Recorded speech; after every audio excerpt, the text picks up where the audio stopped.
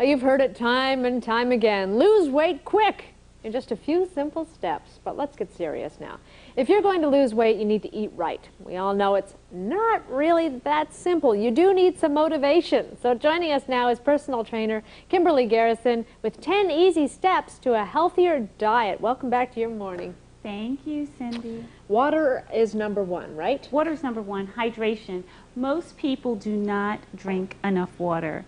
The daily recommended amount is around 8 glasses, which is about 64 ounces. And that's fine probably if you're doing nothing, but if you're exercising, you really want to have more.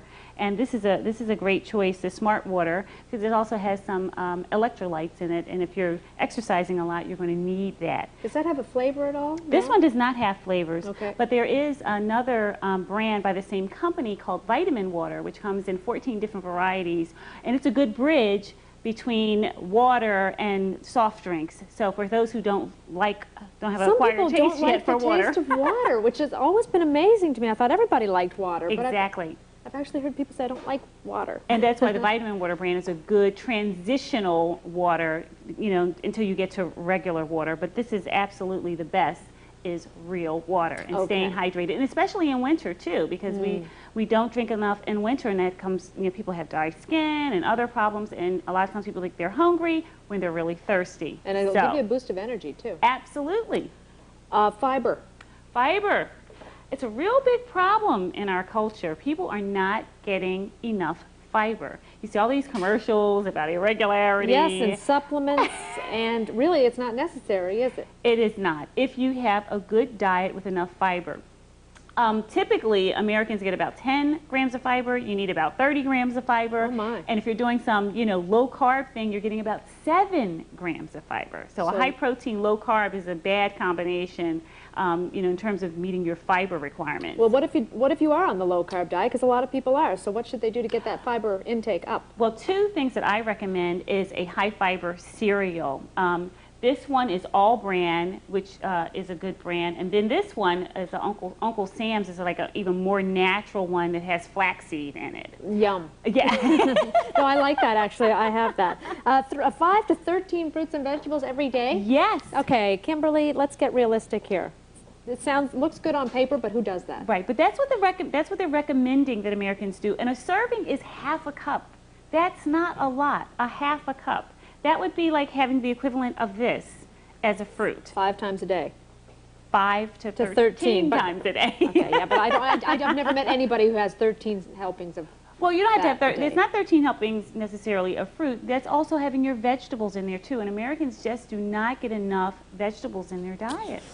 That's true. No fried food. See, the first thing that caught my eye when I came out here was this piece of fried chicken here. And I thought, there's my lunch right there. But you are really highly recommending we don't go there. I think that if you're trying to change your lifestyle, I mean, fried foods is essentially devoid of nutrition. I mean, you're just not getting a lot of bang for your buck in terms of nutritional value. You're getting a lot of high calories and a lot of saturated fat. But those are things that really are not good for our health. So I would minimize my consumption of fried foods till you get to a point where where you eliminate them. You'll probably lose a taste for it eventually, right? Exactly. Try to eat foods in their natural state. Exactly. Raw spinach is great. Like whenever I'm having a salad, I always ask for spinach as opposed to, let's say, iceberg or romaine if the restaurant has it. And it's high in antioxidants. I mean, it has so many different vitamins in spinach that you're not going to get iceberg lettuce. It's virtually devoid of any nutrition. The darker it is, the better it is. The darker, the better. Try to go with local produce. Right. We should typically be eating food that's locally produced. It's better for us than something, let's say, from Nicaragua being shipped in. Avoid alcohol. What? Avoid alcohol. I'm being told that it's okay to have a glass of wine every day.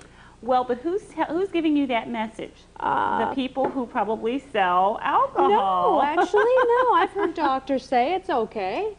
I mean, a little dab will do you. A serving of alcohol, let's say a glass of wine for a woman is 3 ounces. I don't know anyone who drinks 3 ounces of wine when they have a glass of wine. Do you? No. No, I don't. All right, so what if you just cut down maybe to twice a week rather than 5 times a week. Right, because it slows down your metabolic rate, Yeah. especially if you're trying to lose a couple of pounds, and it's going to make everything go right to the fat storage. So I would avoid, too much alcohol if weight loss is a goal. And really quickly, if you were stuck on a deserted island, there are certain foods that you would definitely want to have with you. Absolutely. They would be? They would be flaxseed, blueberries, avocado, and a mango. These are my absolute favorite foods, and you could survive on all of these things for an unlimited amount of time. Antioxidants, these will keep you Absolutely. young, they'll keep your brain working, Yes. functioning. And the flaxseed? Again, for fiber.